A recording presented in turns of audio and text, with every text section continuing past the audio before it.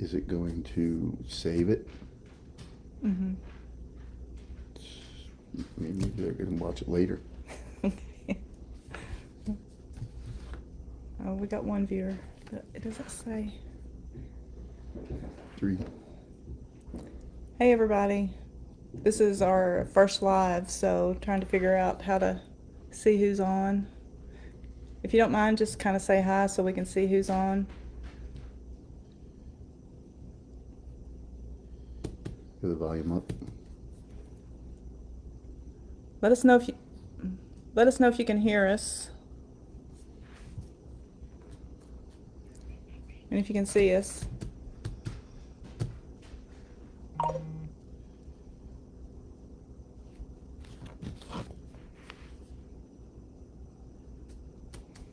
Okay.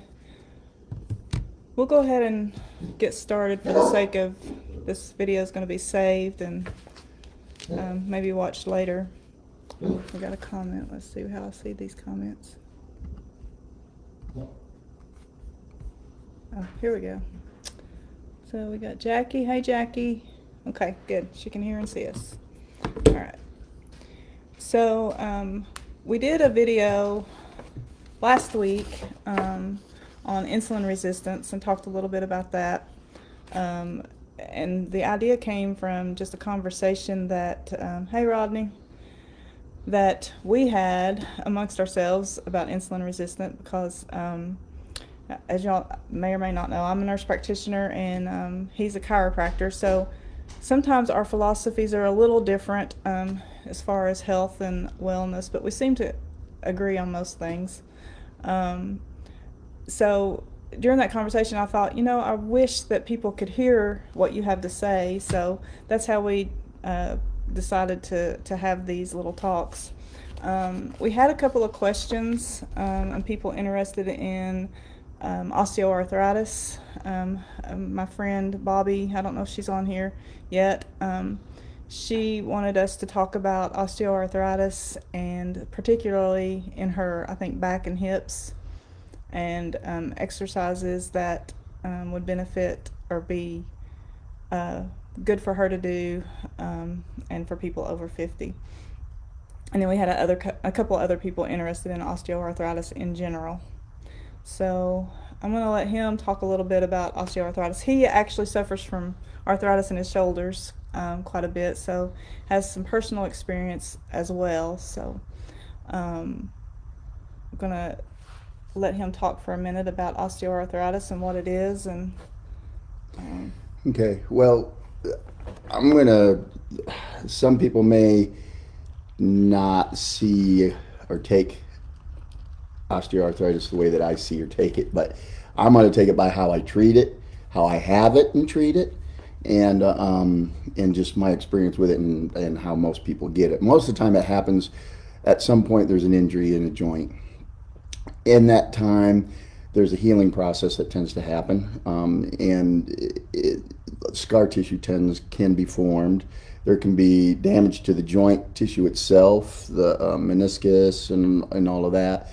And then there's an inflammation situation that happens. So, in that, over time, the wear and tear on that and joint continues. So we tend to start getting loss of joint space, and then a continuation of inflammation. Now, what osteoarthritis is actually the calcification of the soft tissue around the joint itself. It's not something that's in there. Oh, everybody talks about, that old arthritis that's in there. But what it is actually the dehydration, getting sticky, getting brittle, and again, the calcification of the soft tissue itself. And in the medical world, I think there's some thoughts that arthritis is a degenerative joint disease. Well, and that's part of it too. It's just wear and tear, but it is. But it's also an inflammation of that joint, and the inflammation is actually what causes the breakdown of the cartilage and the right. And then of course the calcification as well. Yeah.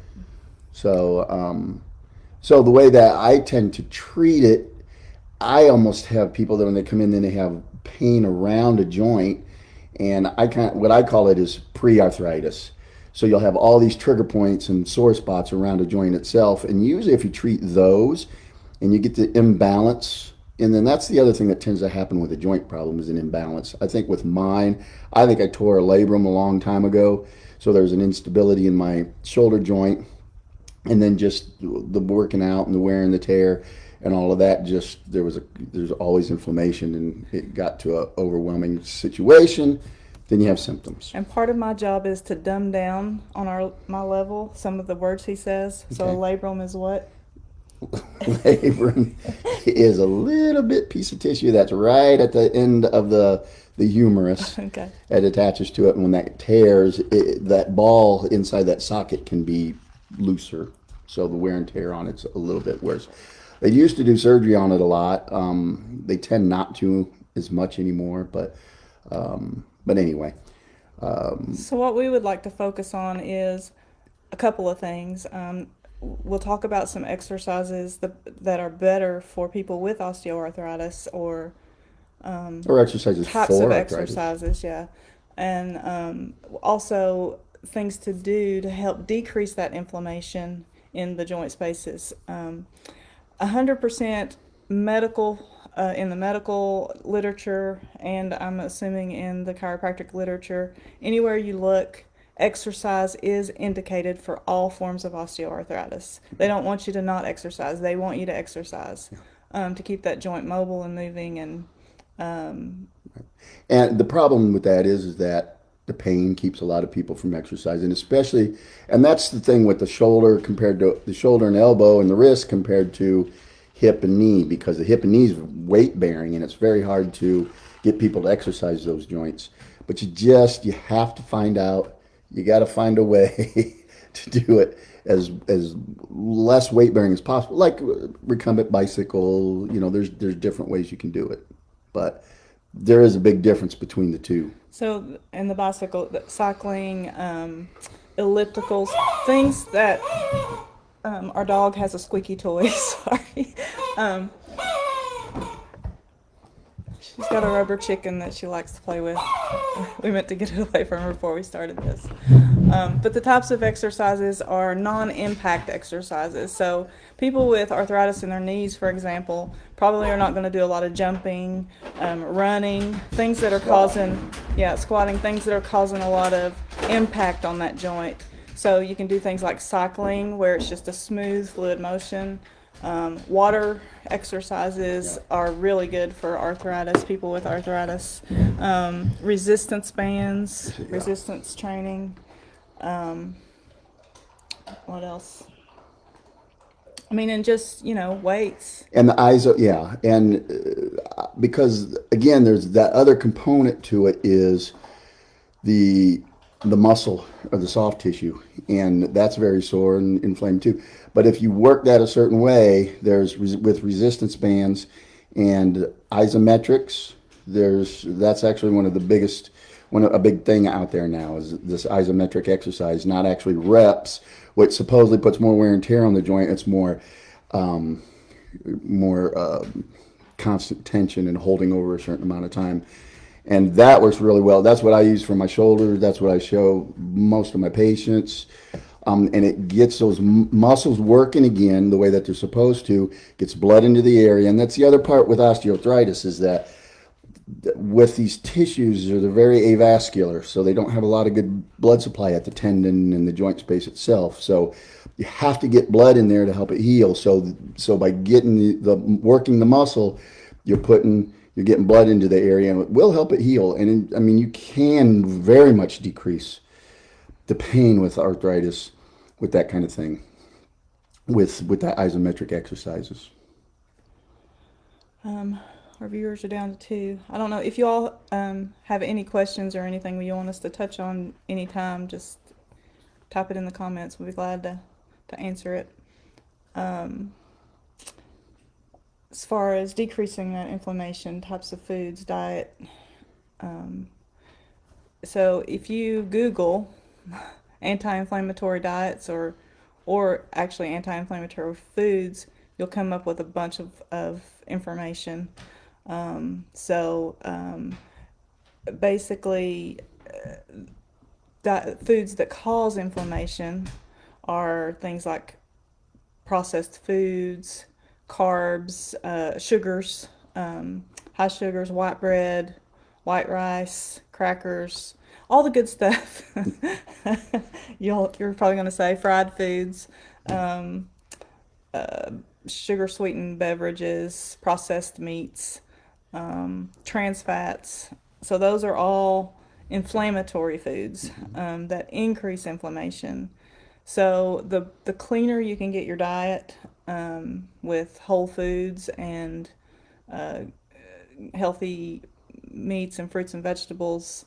Um, what But, else? well, and then the other thing too is that sometimes it's impossible not to eat that way, especially with how busy people are and kids and all of that. The other side of all of that is getting in the things that most people don't get in, even when they're eating good. You know, like greens and more anti-inflammatory stuff, which most people don't Yeah.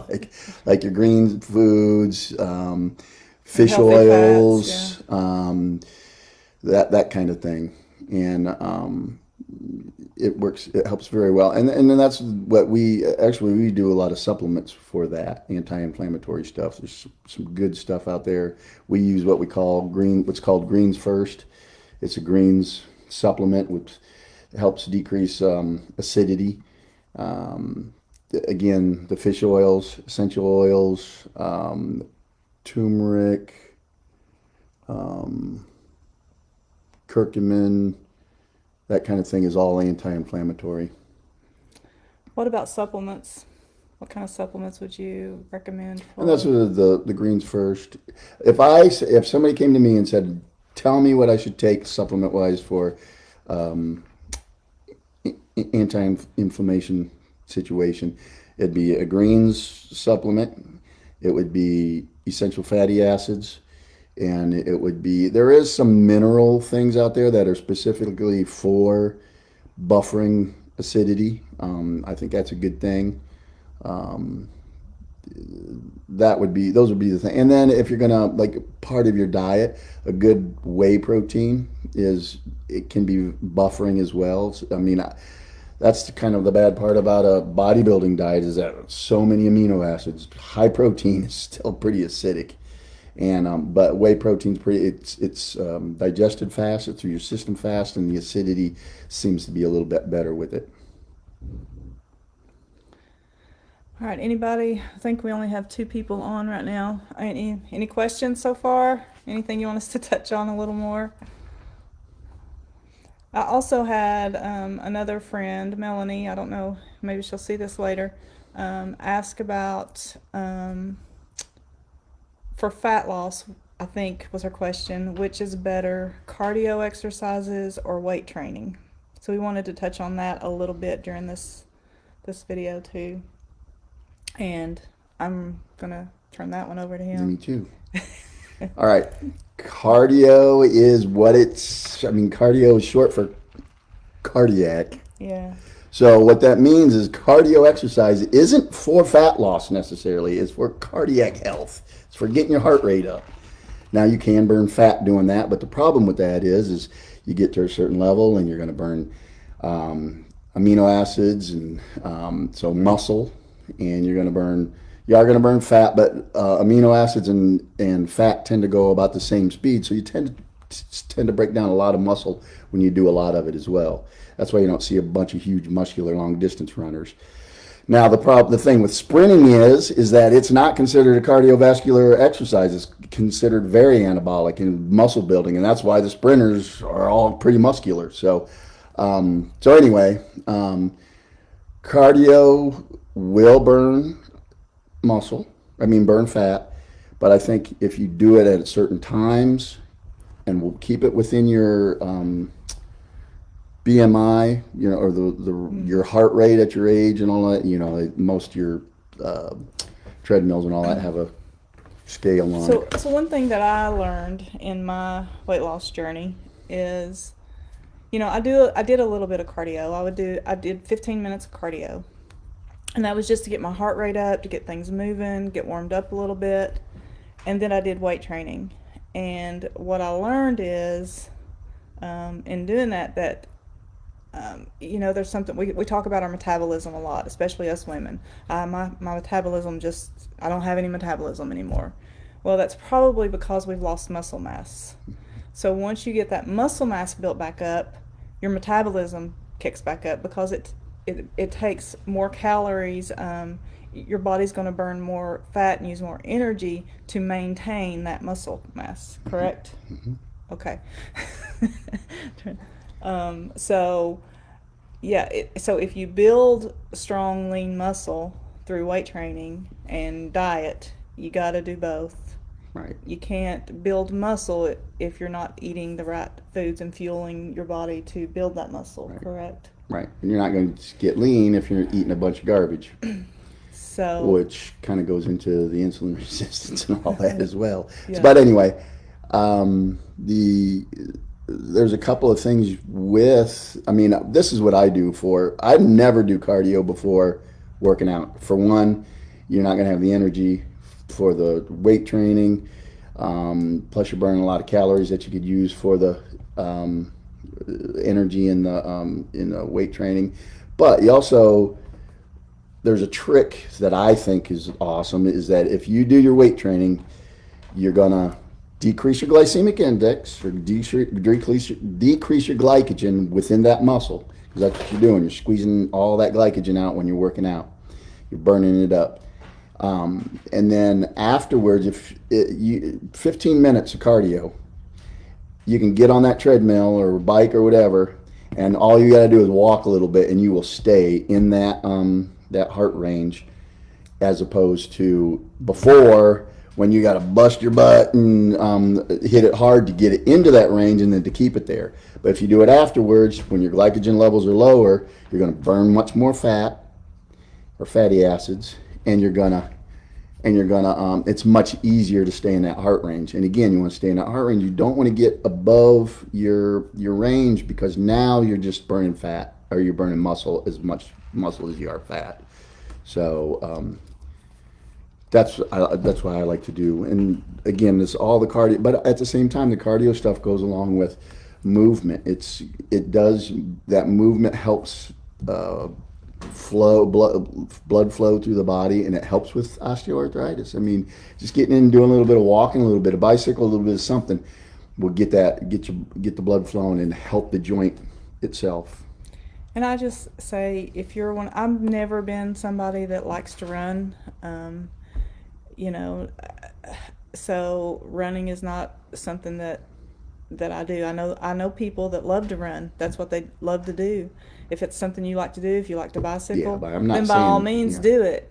But you can probably burn just as much fat or more fat through weight training than you can cardio. Yeah, I think so. Yeah, and maintain muscle mass. Yeah. You don't see, you don't see a lot of bulky. Yeah. Long And I distance mean, even runners. somebody like me, though, that don't want to be necessarily bulky. No, I'm just saying, you don't see a lot of muscle on a bunch of long distance people that run a long. Yeah, long they're distances. lean. They're Yeah. lean muscle. Yeah.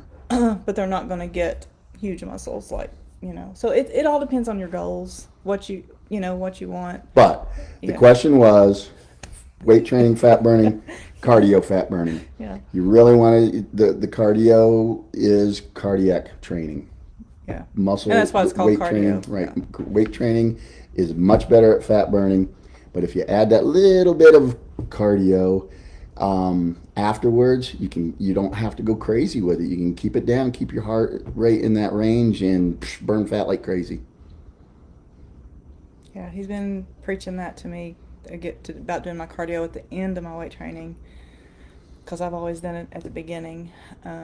So I may have to look into that. But all right, anything that we've missed? Oh man, there's so much we wanted to get in, because again, another thing with the osteoarthritis in all of this is leaky gut. We didn't get into any of that. Oh, that's true. It's kind of a But that all kind of comes with the bad diet. yeah, bad diet, leaky gut. Leaky gut is a real big reason for acidity in the system, And inflammation. which causes inflammation. The other thing it causes is osteoporosis, because especially when we get to a certain age, and that age is usually around 40, and that's when the doctors go, "Ooh, ladies, you need to take more calcium."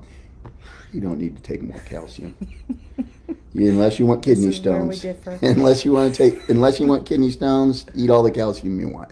It's most calciums out there aren't bioavailable anyway. Your body does can't absorb it. So again, if that's what you want to do, have at it. But that's not why, because you're not getting enough calcium in. What's happening is your body doesn't digest very well, and if you have leaky gut, it's even worse. And so and diet's part of all of that. Decreased digestion, increased leaky gut, increased acidity. And when the body's acidic, the biggest deposit of calcium is the bones. So when the body's acidic, bones are going to give up that calcium, therefore increasing the chances of osteoporosis. So, basically what leaky gut is when the intestinal lining, which is a barrier inside your intestines that is responsible for absorbing all your nutrients, that breaks down over time with bad diet and antibiotics. Yeah. So probiotics is another very, very good supplement. Heal that gut. And so once that gets broken down, then your body is not absorbing the nutrients from your food, which is why you're calcium deficient, I think is what you were trying to say earlier, instead of don't take calcium. It's not why you're calcium deficient. Well, you're not absorbing the nutrients as well. So, Well, and that can cause deficiencies in vitamins, all your vitamins. Right. D's another good one for all of that. So, like I said, we don't agree on all things, but the basic thing is, if you go back in time, before our time, actually, even a long time ago, food was we've destroyed our food over the years by processing it and putting preservatives in it, taking all the nutrients out of it. Back in the olden days when you had to grow your food and raise your own food, it was a little different story. I think one up for an example, a peach. I think he said to get the same amount of nutrients, I think it's vitamin A out of peaches, out of 2 peaches. Now it takes like 6 peaches. That's how depleted the soils are that give them the vitamins and minerals that are in them. So that's why we do need to take some supplements and vitamins now, because it's just the nutrient value of our food is just not there like it used to be. Like you said, probiotics, fermented foods are really good for your gut, and that's things like kombucha. But it's not that bad. What's the other one? Which I like buttermilk. He, thinks I'm crazy. But what's the other one? Kefir. And yogurts. Yogurts, yeah. But remember, no sugar yogurts. Yeah. Yogurts can be tricky. So Greek yogurt, of course, with the higher protein and less sugar is you can get as best. If you're eating it for your probiotics, that's the choice. All right. Anything? And man, that didn't go into you can go everywhere. You can go supplements, this now. You can go leaky gut. Yeah. You can go all kinds of crazy ways now.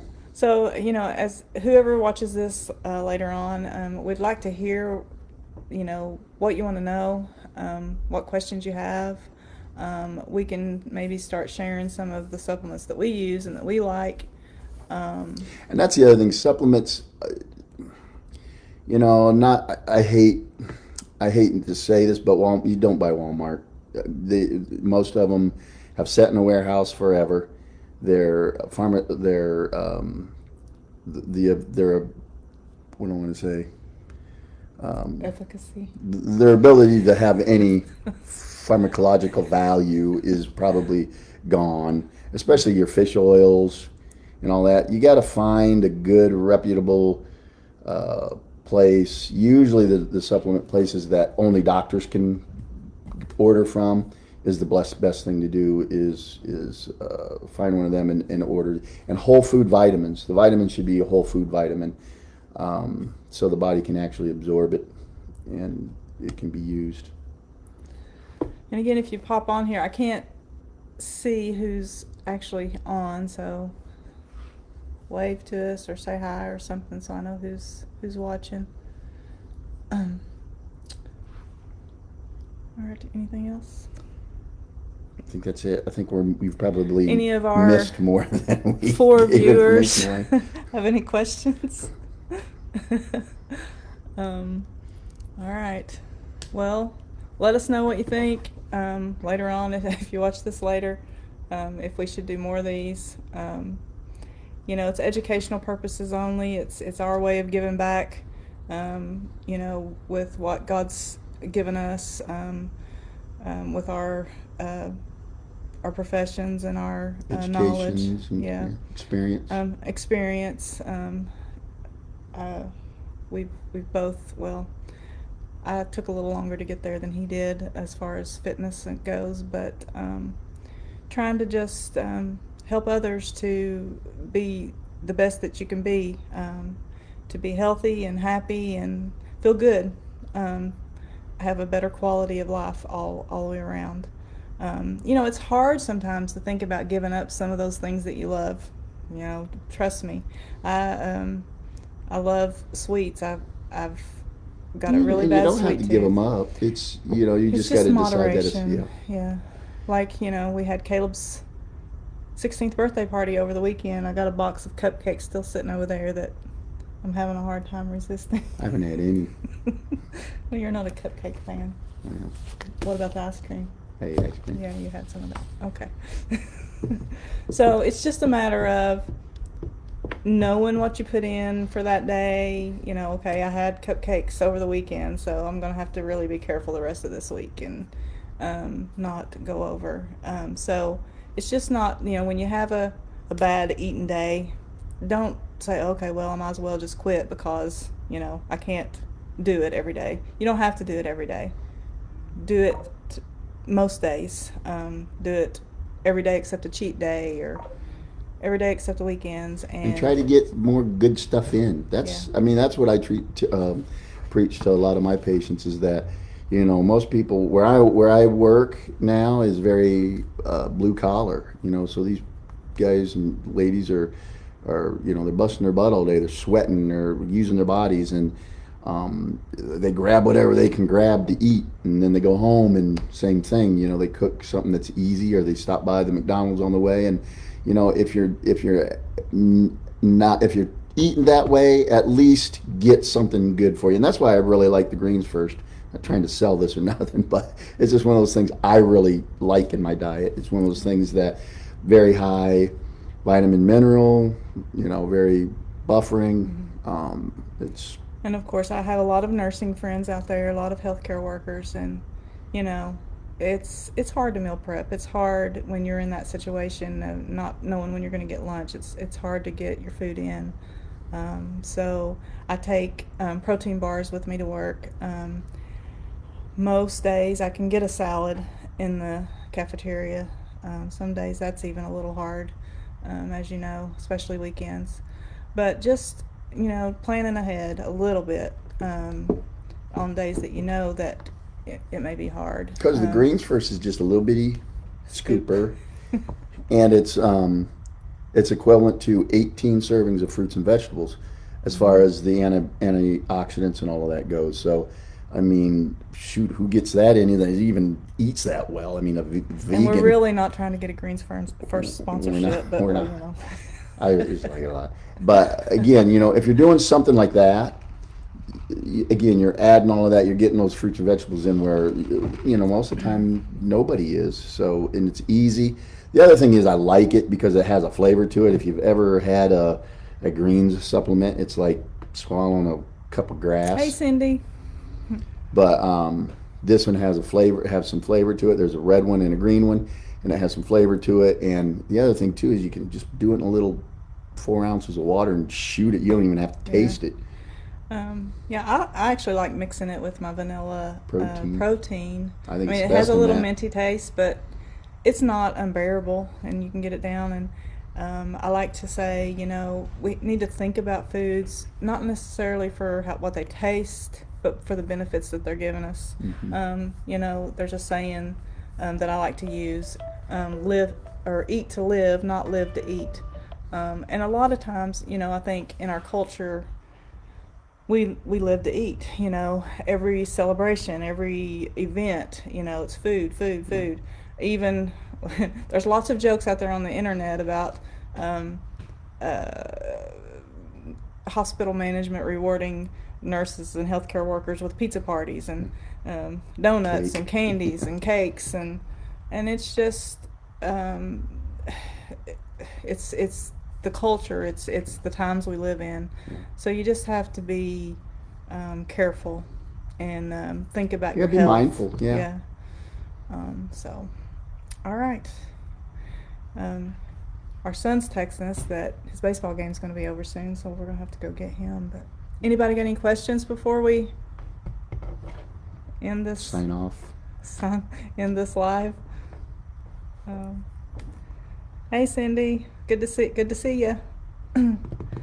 All right. Well, we're going to save this and post it. I'm going to post it on Instagram as well.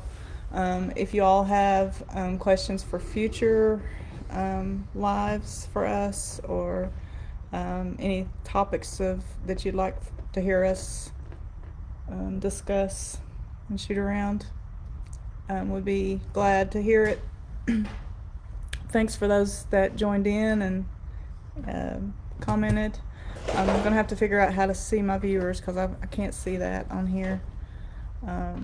But we decided to do it on Facebook because that's where most of our questions came from. So I wanted to make sure that those people were able to see it. And then I'm going to try to share it on Instagram as well. So thanks for joining us. It's good to see y'all. This is Lucy. That's her mascot. So we'll see you all maybe next week. See you, bye. Bye.